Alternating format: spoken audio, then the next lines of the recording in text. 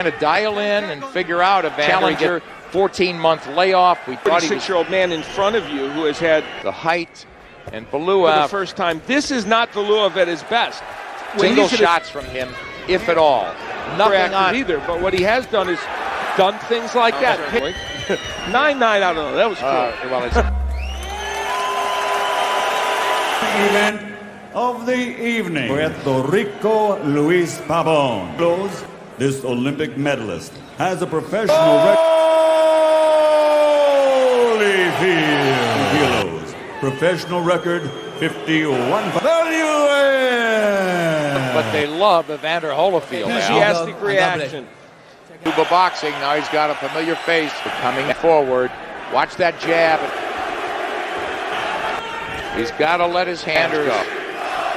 Been in superb shape, but he does fight in spurts. Holyfield hook. But if he throws that punch a lot. What do you think Valuev punch? Valuev tries to throw, but Valuev very off. Not too many more. Now he's inside missing. Valuev tries. Yeah, the defensive punches that Holyfield has landed, he might have trying to dial in and figure out Evander. He's in the middle of the ring and towering. He took that first round on our cards anyway. Challenger, 14-month layoff. We thought he was, I believe, because that would be a 36-year-old man in front of you who has had tries.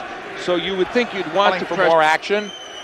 Valuev, there's the hook, and there's the infighting, and the height, and Valuev. Many of the American fans that are watching for the first time, this is not Valuev at his best. When he's at I mean, he just gave away 2 rounds. I don't get it. I just don't get it. Now Valuev's almost like he's waiting. And here's Holyfield at age right now. Single shots from him, if at all. Nothing on either, but what he has done is done things like that. Support in Europe, but Evander Holyfield here in the interim. It's a 10-point must, as you all know. 9-9, I don't know. That was cool. It's shown such few number low in action. This one, though, heavyweight championship. Yes. Now he's trying controlling the pace. Broadcast that it would show us that the fight's going to be that way. In this round, I don't think Evander's thrown a punch yet. There, Valuev doubles a jab, but nothing on that right hand. Yeah. Referee Luis almost no jabs in this fight, Holyfield. And that's the one punch that goes down. It'd be hard-pressed to give him this. It's a free shot for Evander. And he's inside now. He'll pin his head to Valuev's. For the most part, that punch has been non-existent. Lumbering in this fight. You hadn't taken technician, of course, are absolutely absent here tonight. One of the problems, even early on, because he's being so inactive, because this, let's face it, this is all about himself up to where he's going to have to knock. His danger is walking into one of those uppercuts. Walking into an uppercut. It's the only thing rational. He doesn't win the next 7 rounds. Step if you're going to do it. You can't just stay in his...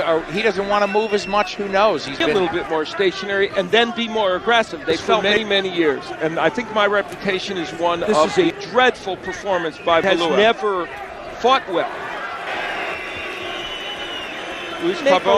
Maybe 5-1. Yeah, Valuev's chest, knowing that nothing's coming back. Not doing anything, but nevertheless, he's doing it. He's doing. Valuev trying to double the jab. He's short with it. Not many punches either. There he lands a big guy in there who's not doing anything. Here we see the champion now. That hook landed.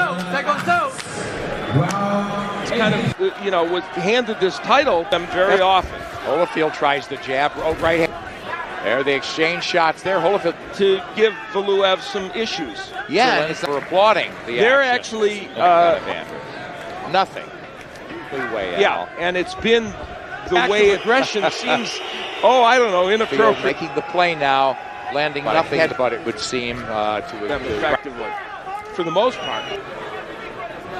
It's on the inside. Valuev doesn't want to fight on the inside. It's very effective. How Valuev is not doing this? Every round for Holyfield at 1 even and 1 win this fight. He's done. He hasn't exactly. And the sad part is only disappointment to him as well. Now he's putting in check to get a win. Fighter, and he's controlled the pace as he's just got to finish on his feet to win this. I think he's been as we said before, just landed are atrocious. yes, And right into the hands of a champion who let it go. Determine whether Evander but Holyfield could turn out to be an important match. Valuev think happened here. Cards tonight here in Zurich. That's the worst. Holyfield takes some adulation and has a puzzled look on his face. Threaten any bona fide world champion. So, I can't be disappointed with decent. It's difficult. I'm happy that the crowd was behind me. For watching. Evander Holyfield versus Nikolay Valuev was not just a boxing match. It was a controversial chess game between experience and size, and one that left fans around the world stunned by its outcome. Taking place on December 20th, 2008 in Zurich, Switzerland, the fight matched the 7-foot, 320-pound Russian giant Valuev against the 46-year-old former undisputed cruiserweight and heavyweight champion, Evander Holyfield. Going into the fight, no one expected Holyfield to do much. At nearly 47 years old, many believed he was far past his prime. But once the bell rang, Holyfield proved that while speed and youth might fade, ring intelligence, footwork, and timing never truly disappear. From round one, it was clear that Holyfield came in with a game plan. Don't stand and trade, don't let the size of Valuev become a factor, and use movement, angles, and counterpunching to control the tempo. And that's exactly what he did. Holyfield used lateral movement to keep himself off the ropes, fired quick jabs to the body and head, and snuck in overhand rights whenever Valuev got too lazy with his defense. It wasn't flashy, but it was effective. Valuev, on the other hand, fought a puzzlingly passive fight. Despite his towering height and monstrous reach, he failed to impose his size. His jab, which should have been the most dominant weapon in the ring, was practically invisible. He rarely let his hands go, and when he did, they were slow, predictable, and off-target. Valuev's biggest mistake wasn't technical, it was psychological. He showed too much respect to an aging fighter and failed to use his physical tools to wear Holyfield down. There were no combinations, no body attacks, no leaning to tire the smaller man. Valuev plodded forward in a straight line, rarely cutting, off the ring, making it easy for Holyfield to escape and reset. Many rounds went by with minimal action, but what little clean work was done often came from Holyfield. He would jab and move, circle out, and land sneaky right hands. In several rounds, especially the middle ones, Holyfield clearly outboxed the bigger man. His mistake, however, was his low punch output. Even though he landed the cleaner shots, he didn't throw enough combinations to dominate or overwhelm. He fought to win each round by inches, not by miles, and that conservative strategy might have hurt him in the eyes of the judges. By the end of the fight, many observers felt Holyfield had done enough to win. He looked sharper, landed better punches, and controlled the rhythm of the fight. Valuev had no real moments of success. He never hurt Holyfield or backed him up consistently. But when the scorecards were read, 114, 114, 115, 114, and 116, 112 for Valuev, the boxing world was shocked. Fans booed, analysts were confused, and even Valuev himself appeared unsure of the win. It felt like a robbery, and to many, it was. Holyfield didn't just look good for his age, he looked better than the reigning WBA champion.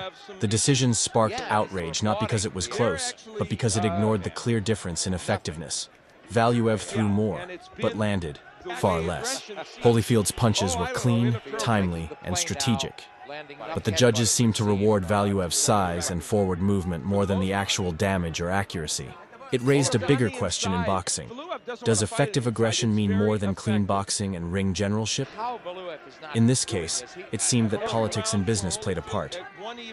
Holyfield winning would have meant an aging legend holding a title again, and perhaps the sanctioning bodies didn't want that. Maybe they saw more commercial value in keeping the belt around a younger, marketable giant.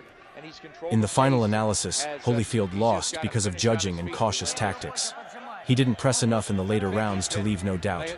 Valuev won not because he was the better fighter, but because Holyfield didn't do enough to force the judges' hands. Holyfield's mistake was thinking technical superiority alone would get him the decision. In reality, when you're the underdog, especially in a foreign country against a reigning champ, you have to take the belt. You can't let the judges decide. Valuev's mistake was his lack of aggression and failure to use his physical tools. He got the win, but his performance raised serious doubts about his legitimacy.